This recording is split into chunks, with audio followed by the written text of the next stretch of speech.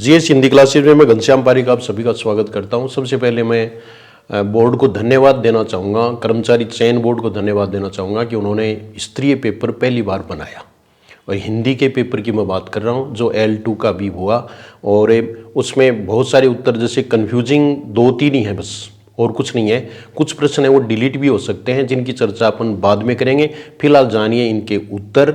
और ये देखिए कि मेरे पूर्व स्टूडेंट हैं या अब जो पढ़ रहे हैं या ऑनलाइन स्टूडेंट हैं, ऑफलाइन स्टूडेंट हैं, तो वो इस बात को नोट करेंगे कि प्रश्न जो आया है उसका क्लू आपके पास है। अब आपको सोचना था किसी के प्रश्न वो छूटे भी हैं, तो इन सब बातों का हमें ध्यान रखना है। और बहुत ही शानदार पेपर आया है। अगर आपने पूरी क्लास से रेगुलरली ली है तो मैं समझता हूँ कि 70 में से 60 प्रश्न से ऊपर आपका स्कोर इसमें आसानी से हो सकता था। और ये प्रश्न बहुत अच्छे प्रश्न हैं जिनकी चर्चा अभी हम करेंगे। देखो कितने अच्छे प्रश्न हैं वो पूछे गए हैं। तो ये देखिए आप कि यहाँ एकत्र ग्रास कुत्सा ऊपरी, ये कोई जो है वो बहुत ज्यादा हार्ड प्रश्न नहीं है। देखिए एकत्र है, इसका विकीर्ण होता है, विलोम शब्द चुनने, ये विकीर्ण। तो पहला क्या आया सी, पहला सी है वो केवल एक में ही है, इसलिए ए उत्तर है, ठीक है। और दूसरा देखो आप, ग्रास का मोक्ष, कुत्सा का प्रशंसा, ऊपरी का निम्न, ये दो तो अपन जानते ही हैं। ये देखो विकीर्ण और निम्न, इससे ये प्रश्न हो रहा था। आपको प्रत्येक जो आना है वो जरूरी नहीं है, इसलिए पेपर निश्चित रूप से स्तरीय है, इसमें कोई भी शक नहीं है, लेकिन हम कर सकते हैं। इनमें से अज के अर्थ को द्योतित करते हैं। पूर्व स्टूडेंट और ऑफलाइन स्टूडेंट वो जान रहे होंगे, अज का ही मैंने विशेष रूप से आपको बताया था कि बकरा होता है और दशरथ के पिता होते हैं, ये दोनों हैं, दोनों अर्थ आपको बताए हुए हैं। तो ये देखिए आप, इसमें सी और ई ये दो विकल्प हैं, इसने इस प्रश्न को आसान बना दिया। अगर और दे देते तो थोड़ी दिक्कत होती। तो सी और ई यानी ये दोनों होंगे, और इसमें मैच करना है। त्रास है वो भयंकर डर होता ही है, त्रास है वो भयंकर डर है। आगे देखिए आप, ये देखो आप, ठीक है। तो त्रास है वो भयंकर डर होता है। देखो ए में दो सामान्य डर को भय कहते हैं। तो ए में 2 वाला है वो ये रहा, ये डी। ए में 2, बी में 1 और सी में 4। ये देखो शारीरिक कष्ट है, ये यहां थोड़ी दिक्कत थी लेकिन आसानी से प्रश्न हो रहा था, उससे त्रास से हो रहा था। व्यथा है वो मानसिक कष्ट, ये शारीरिक और ये मानसिक। फिर देखो आप, हालांकि इसको कोई पूरी तरह से स्पष्ट नहीं किया जा सकता। निम्नलिखित में नी उपसर्ग निर्मित शब्द है, आप मानने या नहीं माने, उपसर्ग जब आपको पढ़ाए जाते हैं तो सबसे पहले मैं कौन सा उपसर्ग करवाता हूं? नी वाला उपसर्ग करवाता हूं, और यही प्रश्न पूछा है। तो ये देखिए आप, निडर, निस्तेज, निराकार, निवास, नी उपसर्ग निर्मित शब्द है। तो निडर है, दूसरा देखो निवास है। तो इसमें क्या होना चाहिए? ए और डी। ये देखो आसानी से आप प्रश्न है वो कर सकते हैं। निराकार, ये सारे आपको बताए, निडर और निवास बताया हुआ है।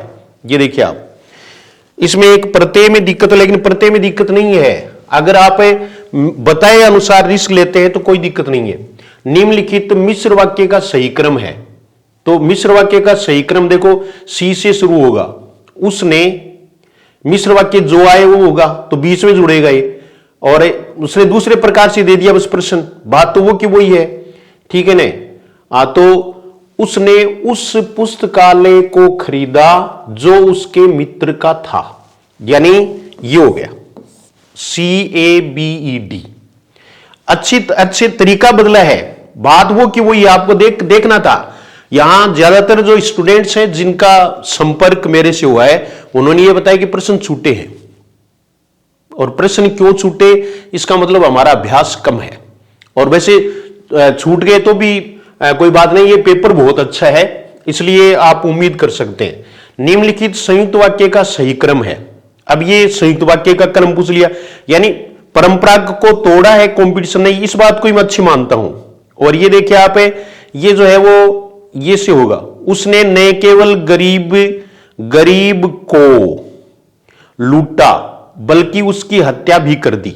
यानी ये बी होगा, ये बी, ये बी इसका उत्तर है।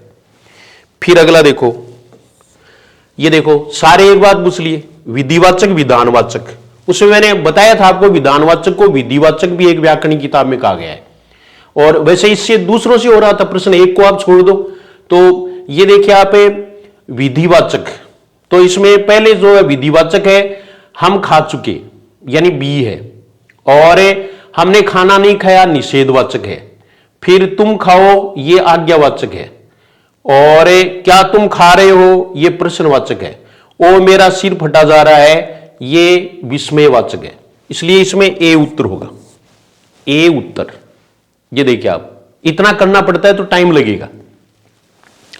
और फिर देखो हिंदी में प्रयुक्त निम्नलिखित विराम चिन्हों में से कौन सा पूर्णतः हिंदी का है। ये मैंने फर्स्ट में आपको बताया था, आप गौर नहीं करते क्लास में। मैंने कहा था कि सारे विराम चिन्ह वो अंग्रेजी से आए हैं छोड़ करके पूर्ण विराम को। इस पर आप कमेंट भी कर सकते हैं, कमेंट जरूर करेंगे तो मैं मानूंगा कि मैंने बताया कि पूर्ण विराम को छोड़ करके सारे आए हैं। इसलिए अब वो अंग्रेजी वाले हैं सारे, लेकिन पूर्ण विराम में अंतर है। और मैंने आपको बताया भी था कि पूर्ण विराम है ये है, और इसमें जो ये होता है वो इंग्लिश में ये होता है, ये जो है ना वो फुल स्टॉप है। पूर्ण विराम चिन्ह कौन सा पूर्णतः हिंदी का है, तो ये हिंदी का है पूर्णतः। फिर अगला देखो आप, सूची 1 को सूची 2 से सुमेलित कीजिए। तो ये आप चिन्ह वो आसानी से कर सकते हैं। चिन्ह आपको विराम चिन्ह पूरी तरह से बताए हुए थे।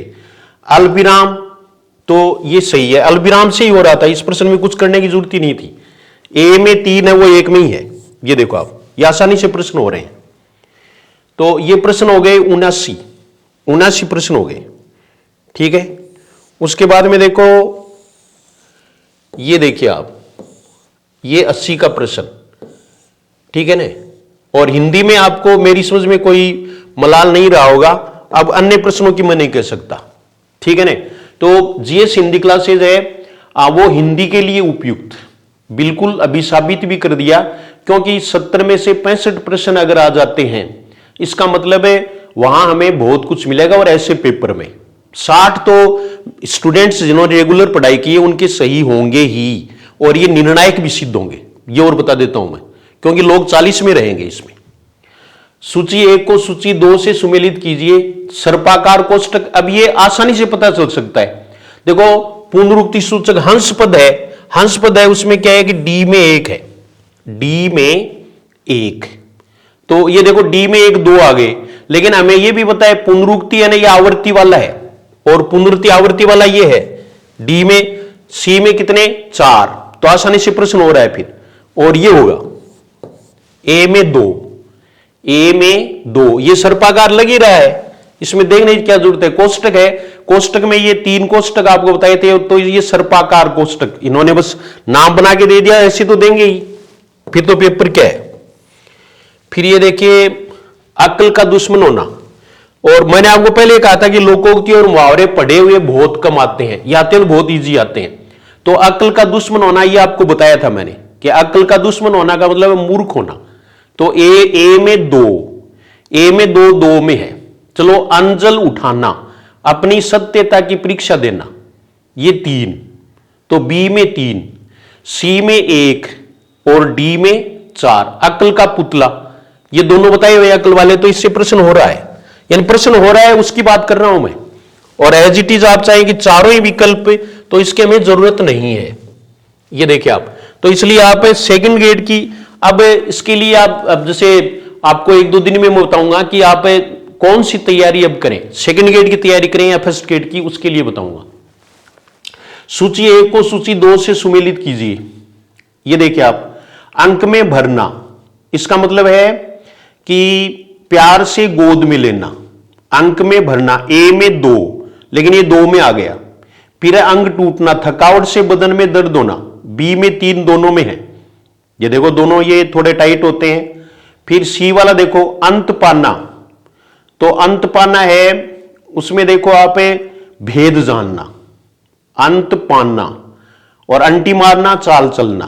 तो इसलिए यहां उत्तर कौन सा हो गया, बी, ये बी उत्तर होगा। ये 82 प्रश्न हो गए हैं। फिर अगला देखिए आप, ये इसमें से पद्यांश में आए मेघ विद्युत सागर की गर्जना किसके प्रतीक हैं? तो बाधाओं के। ये सीधे सीधे उत्तर आपको बता देता हूं, बाधाओं के। उपयुक्त पद्यांश के अनुसार युग की प्राचीर से क्या तात्पर्य है? तो ये समय से पर आने वाली बाधाएं। ये सरल था, गद्यांश और पद्यांश दोनों ही सरल है। उपयुक्त पद्यांश के अनुसार निम्नलिखित में से कौन सा तद्भव शब्द है? तो मुस्काता है। देखो, नव, मेघ, विद्युत, ये चारों जो है वो तत्सम है, इसलिए यहां कौन सा होगा? मुस्काता, मुस्काता हो जाएगा। इसके बाद में ये 86 का प्रश्न देखो, 86 का प्रश्न, यानी जजमेंट सही करना चाहिए और आपको तो जजमेंट कर लेना चाहिए, क्योंकि आपके कैरियर का सवाल है, आपके कैरियर का सवाल है। तो जिसमें आप ये सोचेंगे, अभी मैं आपको बता दूं कि सेकंड ग्रेड की तैयारी करना ठीक है या फर्स्ट ग्रेड की, जो भी आपको भावे वो आप तैयारी करें। हिंदी वाले स्टूडेंट्स हैं उनको बता रहा हूं, तो चाहे एलडीसी की तैयारी करें, यानी लेकिन शिक्षक भर्ती वाला है वो छोड़े नहीं, इसलिए सेकंड ग्रेड से ज्यादा मेल है। इसकी चर्चा अपन बाद में करेंगे, लेकिन मैं आपको बता रहा हूं कि सेकंड ग्रेड के लिए, फर्स्ट ग्रेड के लिए कोर्सेज हैं वो उपलब्ध हैं, और नया कोर्स है उसके अनुसार बनाया गया है, पूरा अपने पास मैटर है, ऑथेंटिक बुक्स हैं, किसी प्रकार की चिंता नहीं करनी है, हम औरों से बेटर रहेंगे, ठीक है। और मैं हमेशा ही कहता हूं कि 100% के लिए मैं काम नहीं करता, मैं 90% के लिए करता हूं, और वो इसमें सच होता है। तो ये देखिए आप है कि पारिभाषिक शब्द अंतस्थ, तो ये आपको बताया हुआ है कि अंतस्थ स्वर और व्यंजन के बीच की ध्वनियां लिखवाया हुआ हो रही है। ये देखिए आप, एक में ए में दो से ही प्रश्न आपका हो रहा है, आपकी जरूरत ही नहीं है। ये देखिए आप, अधिकरण परसर्ग है वो बताया हुआ है, में पर ये परसर्ग कहलाते हैं, कारक जिसमें आधार का अर्थ हो, ठीक है। तो ये हो गया। अब 87 का देखिए आप, सूची 1 को सूची 2 से सुमेलित कीजिए। तो ये देखिए आप, इससे ये वर्ड है वो हमने पढ़े नहीं, लेकिन वैसे आप कर सकते थे। अब्रोगेट, ए में 3, लेकिन इसको आप छोड़ सकते थे। ये देखिए आप, नहीं आता है तो छोड़ना ही चाहिए, इसमें ये होगा जो इसमें मिलाए हुए मिलान कर लेना। फिर एक पारिभाषिक शब्द है उसका दूसरा भी है। ये देखो आप, सूची 1 को सूची 2 से सुमेलित कीजिए। तो ये देखो, अमनेस्टी, तो अमनेस्टी है, उसका अर्थ है सर्वक्षमा, सर्वक्षमा। तो ये उत्तर हो जाएगा, 1 से उत्तर हो रहा है। प्रश्न हो गए हैं 88 तक आ गए हैं अपन। फिर देखो 89, असत्य कथन की पहचान कीजिए। ये बहुत सरल प्रश्न, विसर्ग तालव्य वर्ण है, तालव्य वर्ण नहीं है, आपको लिखवाया हुआ है कि कंठे है और काकल्य है, बस औरों को पढ़ना ही नहीं है। देखो कितनी बढ़िया बात आपको बताई थी, 2 प्राण व्यंजनों का उच्चारण एक साथ नहीं हो सकता, यानी दूसरे और चौथे का, ये बात आपको मैंने बताई थी, ठीक है। तो यानी 1 से ही प्रश्न हो रहा है। और इसके बाद में देखो, सूची 1 और 2 को सुमेलित कीजिए। ये वर्णों में से प्रश्न है, और वर्ण आपको अच्छी तरह से पढ़ाए थे मैंने। तो ये देखिए आप, ये इसमें बी होगा, ए में 3, यानी ये कंठे है, तालव्य है वो जय झय है, कंठोष्ठ है ओ औ है, और दंतोष्ठ है वह है। ये सामान्य प्रश्न है, लेकिन इसमें भी हमें आना चाहिए था। वर्गानुसार हिंदी के स्पर्श व्यंजनों के उच्चारण स्थान का सही क्रम है। ये वर्गानुसार भी आपको ऐसे ही क्रम में लिखवाया मैंने कि कंठ आएगा, उसके बाद में मूर्धा, ये देखो 1 नंबर कंठ, और उसके बाद में ये कंठ के बाद में तालु, सही है, मूर्धा नहीं तालु, और उसके बाद में मूर्धा ई, ए बी ई, और फिर है वो दंत, फिर ओष्ठ, इसलिए ये सही होगा, यानी इसमें बी सही है। 91, फिर आगे देखो आप 92, कौन सा कथन असत्य है? कितने अच्छे प्रश्न पूछे हैं। जिसके खंड न हो सके, आपको बताया था उस मूल ध्वनि को वर्ण कहते हैं। सवेरा शब्द में 3 ध्वनियां नहीं है, सवेरा में जो है वो 6 ध्वनियां हैं, आपको वर्ण विच्छेद में बताया था। हिंदी वर्ण वाला में 43 वर्ण नहीं है, 44 है, अगर वो भी नहीं तो ये दोनों गलत है। स्वरों का उच्चारण स्वतंत्रता से होता है, सही है। व्यंजन स्वर की सहायता के बिना नहीं बोले जा सकते, ये भी सही है। इसलिए यहां पर आपको कौन सा होगा, देखो कौन सा कथन असत्य है, तो बी और सी, ये उत्तर हो गया, बी और सी, ये 92। फिर देखो 93 पर आ जाइए। ये देखो आप, सूची 1 को सूची 2 से सुमेलित करना है। अंतस्थ ये रह ले तो ले आ गया, उसमें है आ गया, संयुक्त व्यंजन क्षय आ गया, द्विगुण व्यंजन वही द्विज और द्विगुण ये ढ आ गया, और वैसे भी सही हो रहा था तो ये डी। इसके बाद में देखो मूल और यौगिक किन विशेषणों के भेद हैं, यहां आपको सोचना है, ठीक है ना। मैंने आपको यह बताया था कि 3 बातें रटनी है, संज्ञा सर्वनाम विशेषण, इनमें 3 बातें रटनी है। उसमें आपको प्रत्यय बताए थे, प्रत्यय का मतलब यौगिक, और उसमें मैंने आपको बताया कि निम्नलिखित प्रत्ययों से गुणवाचक विशेषण शब्दों का निर्माण होता है, तो वो यौगिक ही होते हैं, तो इसलिए गुणवाचक विशेषण होगा। इसका उत्तर क्या होगा, गुणवाचक विशेषण। ये देखिए आप, किन विशेषणों के भेद हैं, मूल और यौगिक, तो ये किसका है, गुणवाचक विशेषण का। फिर अगला प्रश्न देखिए, वैसे डिलीट की चर्चा अपन बाद में करने वाले हैं। स्थितिवाचक अव्यय का उदाहरण है यहां, स्थानवाचक और स्थितिवाचक दोनों आपको एक में बताए थे मैंने, आपको याद हो तो। लेकिन यहां ये इधर है वो दिशावाचक है, पहले है वो पौन्यवाचक है, और ऊपर और ये दोनों उत्तर हो गए, इसलिए प्रश्न होगा डिलीट। लेकिन पहले उत्तर ये मानेंगे, इसमें कोई शक नहीं है। सूची 1 को सूची 2 से सुमेलित कीजिए। आक्रमक क्रिया, तो ये देखिए आप, आक्रमक क्रिया आप कईयों ने सिर खुजलाता है, ये भी सही है, और वह खाकर सोता है, क्योंकि ये पूर्वकालिक में आएगा, ये पूर्वकालिक में आएगा, तो सी में 4, 3 में दे रखे हैं।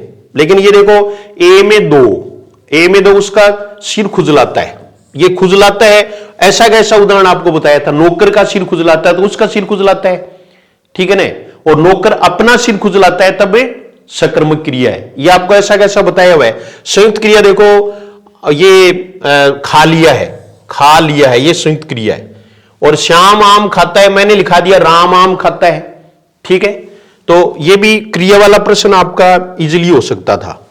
इसके बाद में देखो 97 का प्रश्न, सूची 1 को सूची 2 से सुमेलित कीजिए।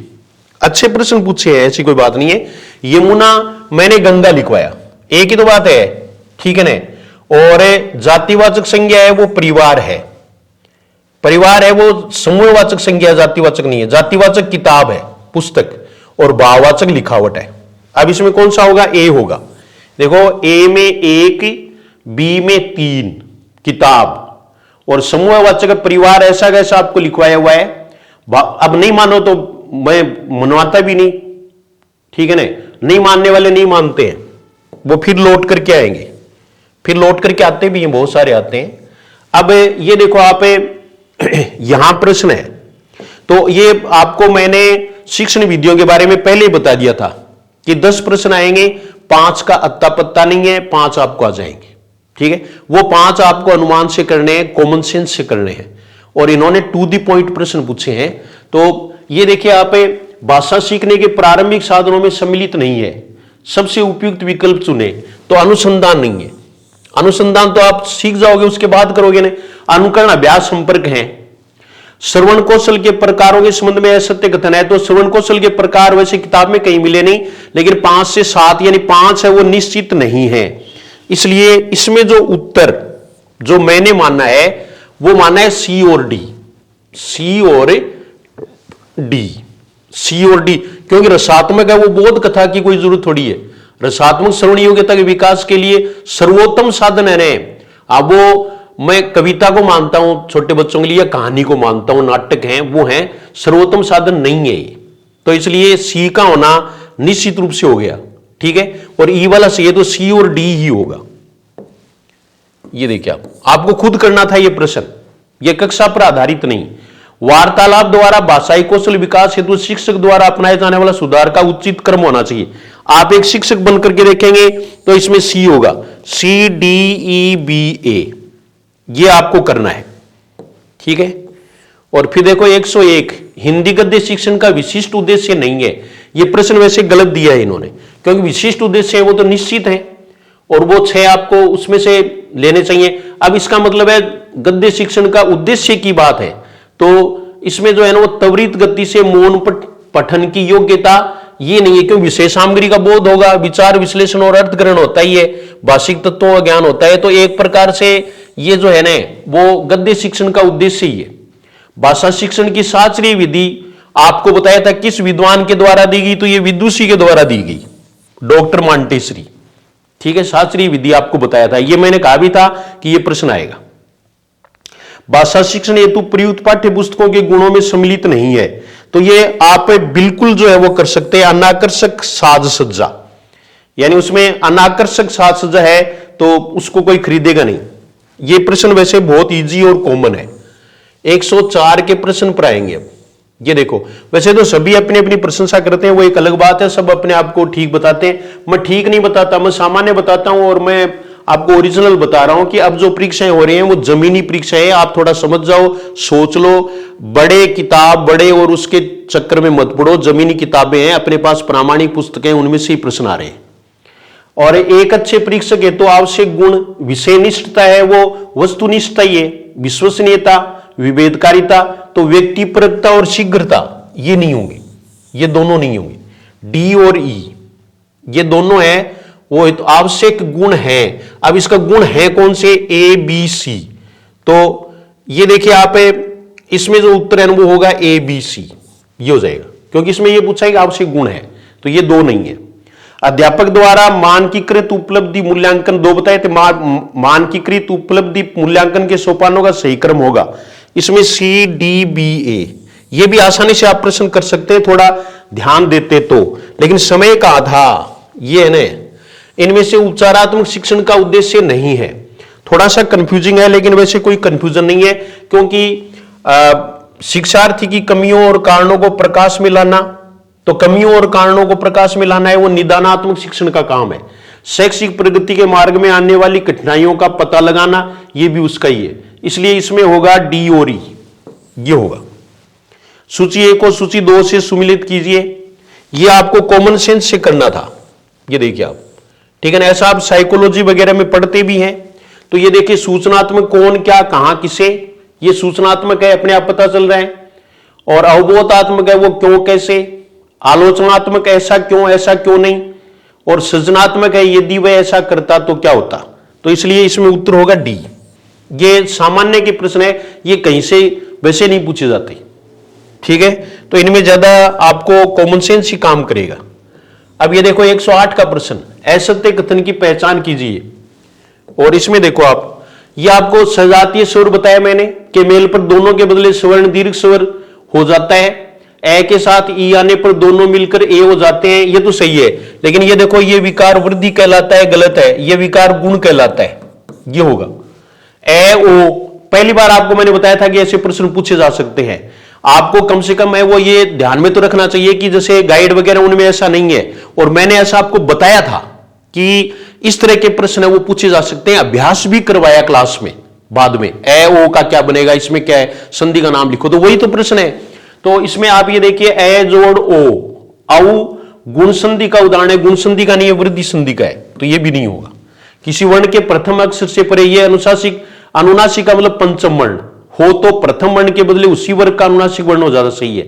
छह के पूर्व स्वर हो तो छह के बदले छह हो जाता है, छह आ जाता है, ये भी सही है।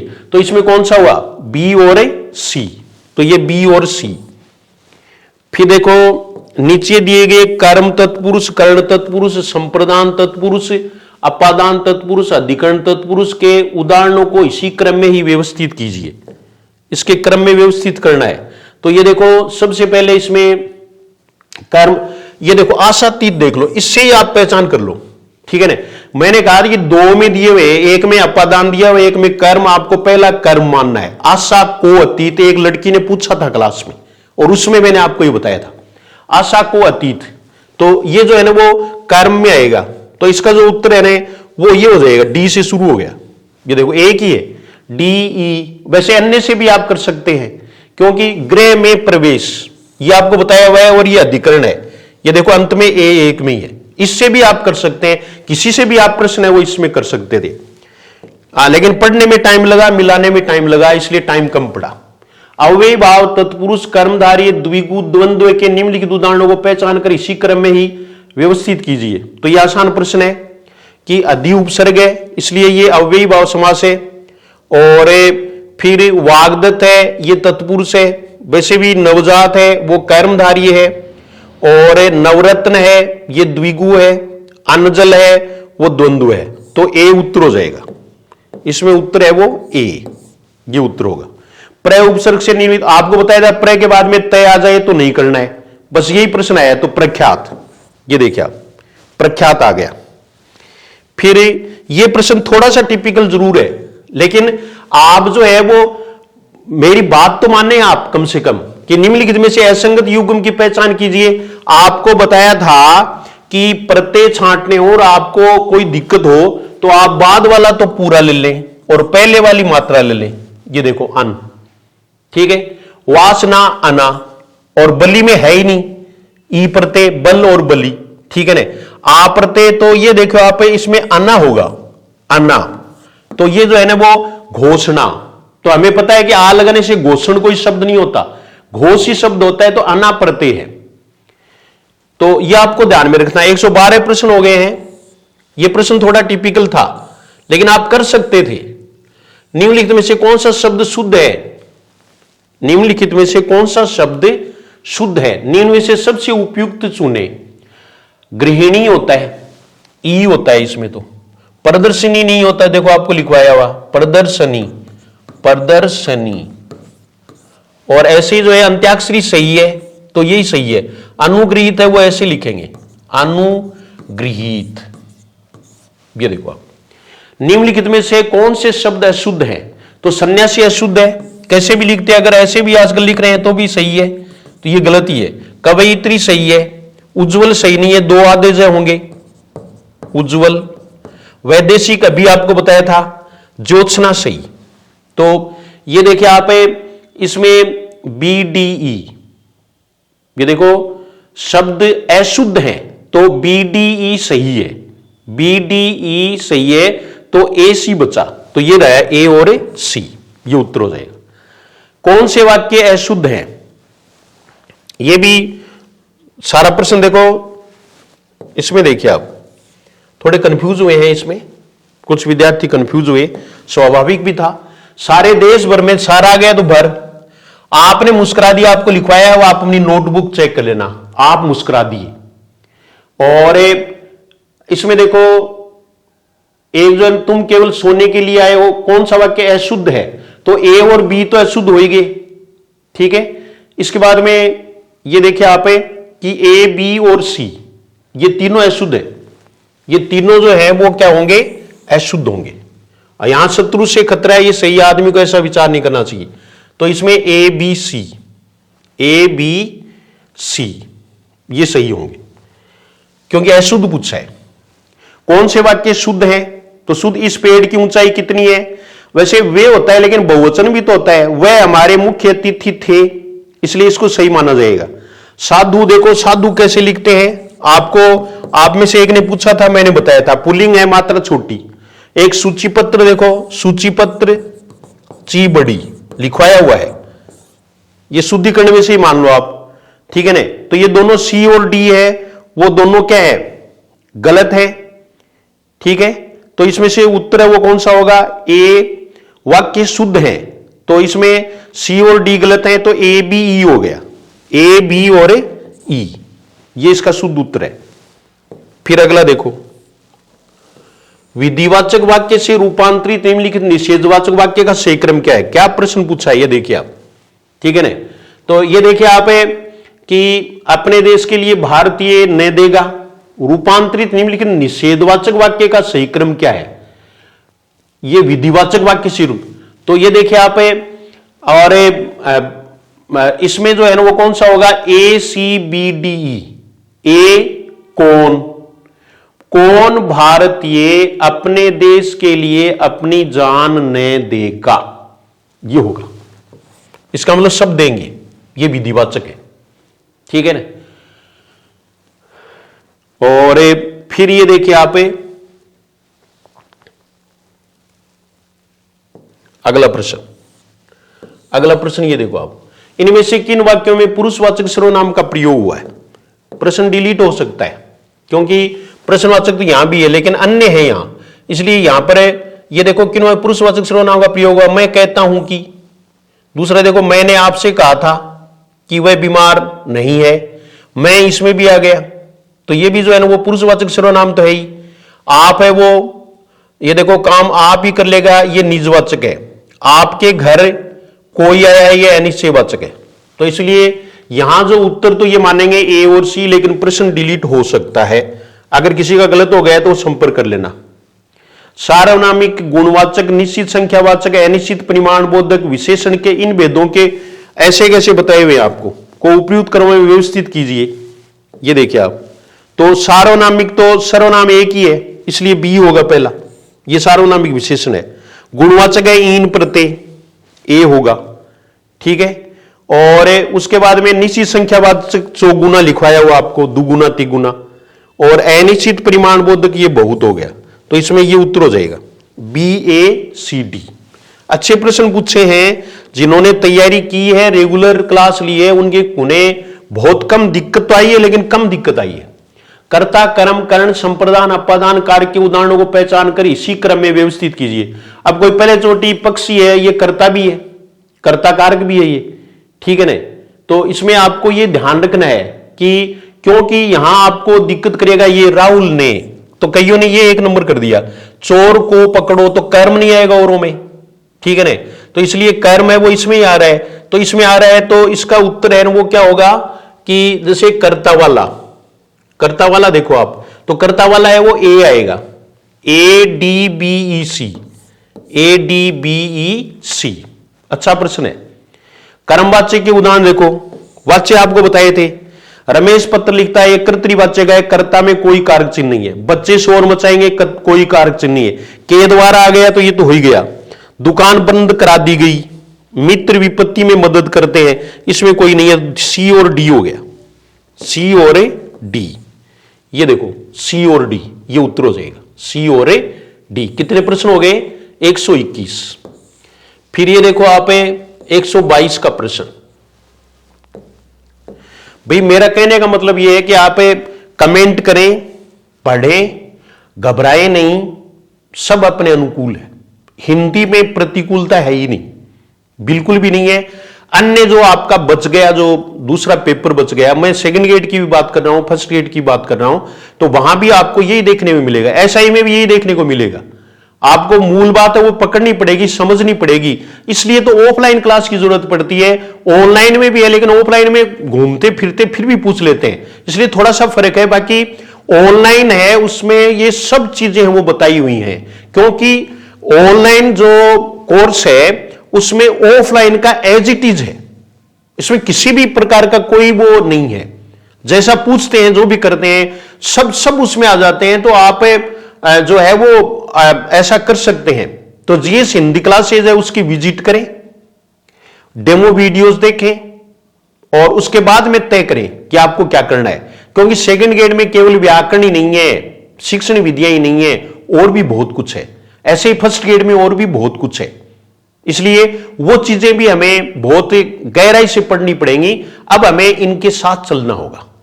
तो ये देखिए आप, वैसे ऐसी चर्चा है वो अपन बाद में कर लेंगे। तो निम्नलिखित में कौन से शब्द स्त्रीलिंग है? ये देखो आप, ये तो मैं नंबर लिख रहा हूं, कुछ है वो संपर्क करना चाहिए तो इन नंबरों पर कर सकते हैं, 7014919225। निम्नलिखित में कौन से शब्द स्त्रीलिंग? जीएस हिंदी क्लासेज में आप संपर्क कर सकते हैं। टेलीग्राम से जुड़ जाएं, आपको हर एक सूचना मिल जाएगी। नीचे दी गई बिल्कुल सबसे उपयुक्त उत्तर चुने। स्त्रीलिंग है, पक्षी नहीं है, समूह नहीं है, नेत्र नहीं है। आपको बताया संतान और सवारी है। ये देखो डी और ई, संतान और सवारी दोनों बताई हुई। एक सूची 1 से सूची 2 को सुमेलित करना है। अब देखो सामान्य वर्तमान सिद्ध है 2 नंबर, लेकिन 2 नंबर वाले 2 आ गए, ठीक है ना। तात्कालिक वर्तमान है वो अपूर्ण वर्तमान को ही कहते हैं, इसलिए ये क्या होगा, वह जा रहा है, तो 1 नंबर भी दोनों में दे दिया। अब समस्या रहेगी कि सी और डी की, इसलिए ये एक किताब में से उठाया गया है। तो सी में देखो सी में चौथा वह पढ़ता होगा, ये चौथा आ गया, ये देखिए आप। इसलिए उत्तर होगा ये संभाव्य वर्तमान, वह लौटा हो, ये संभाव्य वर्तमान, ये किताब में से उठाया है, उत्तर यही मानेंगे। और वह जन्म का भिखारी है। अब आपको थोड़ा सोचने के लिए मैंने कहा था कि सीधा नहीं देंगे, तो वह जन्म से भिखारी है, इसमें कौन सा आएगा, करण। यह भी एक किताब में से उठाया। निम्नलिखित में कौन सा विकल्प सही नहीं है? सबसे उपयुक्त विकल्प चुने। चीड़ एक वृक्ष होता है, चूर शिथिल होता है, चूड़ चोटी को कहते ही हैं, आपको सिर बताया था, और चीर कपड़ा नहीं बल्कि चीर होता है। अब मेरे पुराने विद्यार्थियों, आप जो है वो ऐसी बातों को कैच करते हैं तो बता दो, मैंने आपको ये बताया था नहीं बताया था कि चीर मानी चीरडा, और ये मात्रा बड़ी होती है, चीर और चीर, ये देखो आप, ठीक है, नहीं मानो तो आपकी बात है। इनमें से कौन सा युग्म असंगत है, सबसे उपयुक्त विकल्प चुने। जिसे वाणी द्वारा न कहा जा सके अनिर्वचनीय है, जो भेदा या तोड़ा नहीं जाए अवैध है, और यह आप हिस्ट्री में बहुत सालों से पढ़ रहे हैं, आवश्यकता से अधिक धन ग्रहण करना नहीं, न करना अपरिग्रह है, जो प्रमाण से सिद्ध न हो अप्रमेय है, इसलिए इसमें सी हो जाएगा। तो ये तो सामान्य प्रश्न था। निम्नलिखित शब्दों में इंद्र, किरण, जल, चोर, पृथ्वी। अब चलो अपने पर्यायवाची शब्दों की बात करते हैं। मैंने आपको बताया था कि चोर का आ सकता है मूषक, ये रहा, इससे आपका ये प्रश्न हो रहा था, ये देखिए आप, इससे ही प्रश्न हो रहा था, क्योंकि चोर है वो कितने, कौन से क्रम में आएगा, चौथे क्रम में ई, तो चौथे क्रम में ई है वो इसमें ही है, ये रहा, इससे ही आपका प्रश्न हो सकता है। अंशु किरण को कहते हैं, ए आएगा, अंशु है वो क्या है, किरण है, और इंद्र वो वास्तव लिखवाया हुआ आपको बिल्कुल वैसा का वैसा है। इंद्र देखिए वास्तव उर्वी धरती को कहते हैं, तो जल को कहते हैं, और मोषक चोर को कहते हैं, तो बी इसमें उत्तर हो जाएगा, ठीक है।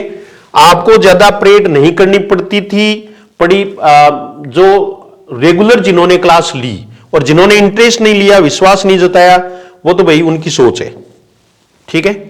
फिर इसको देखिए आप, जिसको पिया चाहे वही सुहागन, तो इसमें उत्तर है वो ये हो जाएगा, ये आसानी से मिल सकता है भाई। जैसे ये देखिए आप, जी का बैरी जी, ये मनुष्य ही मनुष्य का शत्रु है, ये अपने आप ये इससे तय हो रहा था। जी जाए घी न जाए, चमड़ी जाए दमड़ी न जाए, महाकृपण महाकंजूस, कृपण का अर्थ जानता था, कृपण आपको बताया हुआ, तो इसलिए इसमें उत्तर कौन सा हो जाएगा, सी हो जाएगा। फिर देखो 129 का प्रश्न, सूची 1 को सूची 2 से सुमेलित करें, ठीक है। इसमें देखो अटका बनिया दे उदार, तो ये मैंने आपको बता, दवा पढ़ने पर सब कुछ करना पड़ता है, तो ये प्रश्न इससे सही हो रहा है। ये देखिए आप, सी वाला होगा, बी में 4, इसमें आप देख लेंगे अच्छी तरह से, ठीक है। तो मेरा कहने का मतलब यह है कि भाई सभी अपना व्यापार करते हैं, सब चाहते हैं कि मेरे स्टूडेंट्स ज्यादा हों, ज्यादा कमाई हो, ये सब चीजें हैं, हाँ, लेकिन मैं आपको एक विश्वास दिलाना चाहता हूं कि रियल या जमीनी बातें अगर आप सीखोगे तो आपको जमीन पर रहना पड़ेगा। ऐसे हाथ लाने से, ऐसे वो मोटिवेट करना, ये करना, उससे कुछ नहीं होता। ये तो आपने देख लिया होगा, अब बड़ी गाइडें देख ली होंगी, और मैं ये कहता हूं बड़े टीचर्स भी देख लिए होंगे, ठीक है। तो क्योंकि मैं बड़े टीचर्स में नहीं आता, मैं एक बहुत सामान्य अध्यापक हूं, और जो बहुत जमीनी बच्चे हैं उनको पढ़ाता हूं, बस इतना सा काम है। लेकिन आप पढ़ेंगे तो आपको तसल्ली जरूर होगी, आप सीखेंगे। मेरा उद्देश्य पढ़ाना नहीं है, सिखाना है। और आजकल की जो परीक्षाएं अब जो हो रही हैं वो सिखाने पर आधारित है, पढ़ने पर आधारित नहीं है, रटने पर आधारित नहीं है, ये बात आपको माननी पड़ेगी। तो ये देखिए आप अगला प्रश्न 130 का देखो, खेत निम्नलिखित में से कौन से वाक्य सही हैं। सब शक्तियां 3 प्रकार की होती हैं, अभिधा, लक्षणा और व्यंजना। फिर 4 प्रकार की कैसे हो सकती है, तात्पर्य कोई थोड़ी लगेगा, ज्यादा ज्ञान लगाए वो गलत हो जाएगा। लक्षणा व्यापार की 3 स्थितियां, ये भी सही है। घोड़ा यौगिक शब्द नहीं है, घोड़ा है वो रूढ़ शब्द है, आपको सब शक्ति में बताया था।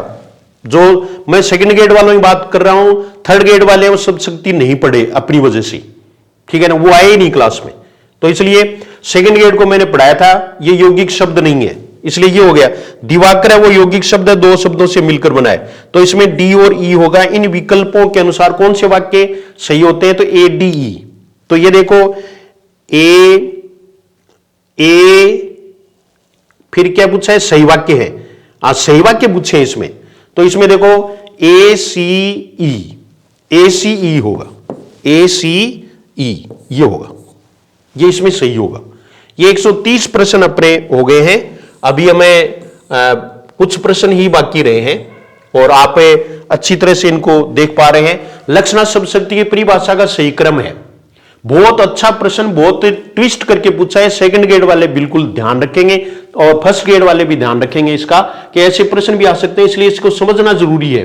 देखो, सबसे पहले मैंने आपको लिखाया था कि मुख्य अर्थ को बाधित होने पर, इसलिए स्टेप्स 3 ही होते हैं, लेकिन इसमें 5 भागों में बांट कर किया गया है, ठीक है ना। तो ये देखो, मुख्य अर्थ के बाधित होने पर रूढ़ि अथवा प्रयोजन के कारण, आप अपनी नोटबुक निकालें और उसमें देख लें, ठीक है ना। तो इसमें देखो, ए के बाद में ई, ए के बाद में ई, उसके बाद में देखो कि मुख्य अर्थ के बाधित होने पर रूढ़ि अथवा प्रयोजन के कारण जिस क्रिया या शक्ति से मुख्य अर्थ से संबंध रखने वाला अन्य अर्थ लक्षित हो, इसलिए यह होगा। ये देखिए, आप आसानी से कर सकते थे, यहां थोड़ा है 3 तक के आप उत्तर नहीं कर पाएंगे, इसलिए पूरा करना पड़ेगा। अभिधा शब्द शक्ति से कितने प्रकार के शब्दों का अर्थ बोध होता है? आपको बताया हुआ है कि 3 प्रकार के शब्दों का बोध होता है, रूढ़, यौगिक और योग रूढ़। फिर ये कईयों का पैसेज छूटा, उनके प्रति मेरी सहानुभूति जरूर है, लेकिन आपने बहुत गलत काम किया। पैसेज पहले करने चाहिए, ऐसे प्रश्न पत्र में पैसेज सरल आते हैं, इसलिए वो जरूर करने चाहिए थे। जनतंत्र का प्रभु कौन है? जनता। सीधा सीधा उत्तर पड़ा है पैसेज में, देख लेना। उपयुक्त गद्यांश के अनुसार सेंत में मिलना, सेंत में मिलना, शीत में मिलनो, आप लो ये शीत में मिलनो, शीत मीत मिलनो, यानी बिना परिश्रम के मिलना, ये ऐसा कैसा था। और उपयुक्त गद्यांश के अनुसार जनता को क्या संज्ञा दी गई है? भीड़ की। ये आपके और 70 प्रश्न हमने हिंदी के किए हैं जो निर्णायक होंगे थर्ड ग्रेड में। पोस्ट भले ही कम हो, लेकिन पेपर निर्णायक है, पेपर बहुत अच्छा बनाया है। इसलिए मैं एक बार कर्मचारी चयन बोर्ड है उसको फिर से धन्यवाद देना चाहूंगा कि ऐसे ही पेपर है वो बनाए, और ऐसा ही पेपर है वो आरपीसी बना ही रही है। अब इसमें कई ये भी कहते हैं कि ये भी कोई पेपर हुआ, नहीं, ये जरूरी है ऐसा पेपर, इसको मैं गलत नहीं मानता, ये पेपर बिल्कुल सही है। और इसने यहां जो है ना वो 2-3 प्रश्नों को अगर हम छोड़ दें तो सब प्रश्न है वो हमारी कैचमेंट में, हमारी अप्रोच में है, निश्चित रूप से है। मैं तो मेरे स्टूडेंट से उनकी बात कर रहा हूं, तो आप भी अगर चाहें तो जीएस हिंदी क्लासेस से जुड़ सकते हैं, सब्सक्राइब कर सकते हैं, ऐसे विश्लेषण किए जाएंगे। अभी मैं कल या परसों आपको ये बताऊंगा कि हमें सेकंड ग्रेड की तैयारी करनी चाहिए या फर्स्ट ग्रेड की तैयारी करनी चाहिए या कुछ और, यानी हमें थर्ड ग्रेड की ही करनी चाहिए। तो इसके लिए बहुत इंपॉर्टेंट वीडियो अभी आएगा। और जो ऑनलाइन कोर्सेज है उन पर छूट है, ऑफलाइन में आए तो आपका स्वागत है। आधार क्लासेज झुंझुनू हाउसिंग बोर्ड में क्लासेज वो चल रही हैं, सुबह 8:15 से रन करती हैं और सभी विषय की चल रही हैं, केवल हिंदी की नहीं, मैथ सब है। तो आप जो है वो ज्वाइन कर सकते हैं, दूसरे को भी बता सकते हैं। दूसरे को जो जीएस हिंदी क्लासेज है इस चैनल को सब्सक्राइब कराता है 10 को या 2 को कोई कोर्स या टेस्ट सीरीज, क्योंकि अभी सेकंड ग्रेड और फर्स्ट ग्रेड की टेस्ट सीरीज शुरू होने वाली है, एसआई की टेस्ट सीरीज शुरू होने वाली है। एसआई आपको शूट करेगा निश्चित रूप से, क्योंकि उसमें यही व्याकरण रिपीट होने वाली है। तो आप वो भी अपना ध्येय है वो बना सकते हैं, जिसका अफसर बनने का सपना हो, शिक्षक बनने का सपना है, वो सेकंड ग्रेड और थर्ड ग्रेड वहां कर सकते हैं। इस पर अपन बाद में चर्चा करेंगे, लेकिन टेस्ट सीरीज है वो भी शुरू होने वाली है। टेस्ट सीरीज बहुत काम की चीज होगी और जिसमें बहुत सारे प्रश्न है वो आपको मिलेंगे देखने को। तो आप जो है वो टेस्ट सीरीज है उसका एक मॉडल पेपर जो है वो देख लेंगे, ज्वाइन कर लें। और जो ही टेस्ट सीरीज आए फर्स्ट डे से ही ज्वाइन करें, ताकि आप सारे टेस्ट दे लें। और आप जो है ना आपने कोर्स पूरा कर लिया होगा। कईयों ने थर्ड ग्रेड अनमने मन से दी है, लेकिन उनको अब थोड़ा सा ऐसा हो रहा होगा कि थोड़ा सा और पढ़ लेते तो थर्ड ग्रेड में भी हमारा नाका लग सकता था, मैं यही कहूंगा, ठीक है ना। हाँ, तो आप जो है वो तैयारी अच्छे से करें। अब सेकंड ग्रेड को टारगेट बनाएं, एसआई को या फर्स्ट ग्रेड को, जो भी है। तो इसके लिए अपन बाद में चर्चा करेंगे। तो ये सॉल्यूशन था जिसके बारे में मैंने बताने का प्रयास किया है। और आपको ये प्रयास कैसा लगा, ठीक है, आपको सॉल्यूशन कैसा लगा जरूर आप कमेंट करें। और जो पढ़े हुए विद्यार्थी हैं वो ये कमेंट करें कि प्रश्न बताए हुए आए, ताकि जिन्होंने नहीं पढ़ा है अब तक जीएस हिंदी क्लासेज में या आधार क्लासेज में, तो वो भी थोड़ा सोच सकते हैं। इसलिए आप पॉजिटिव कमेंट करने का प्रयास करें, क्योंकि ये पॉजिटिव पेपर आया है और मैं पूरी तरह से एनर्जेटिक और पॉजिटिविटी है उससे ओतप्रोत हूं, ये मानो आप। और मेरे पास देने के लिए कुछ नहीं है, केवल ये कुछ बातें हैं जो आपको मैं सिखाना चाहता हूं, जो जिसका माध्यम है वो जीएस हिंदी क्लासेज है, आधार क्लासेज है। तो इस माध्यम से मैं आपको जरूर बताना चाहूंगा और आप निश्चित रूप से जुड़ना चाहेंगे। Thank you very much.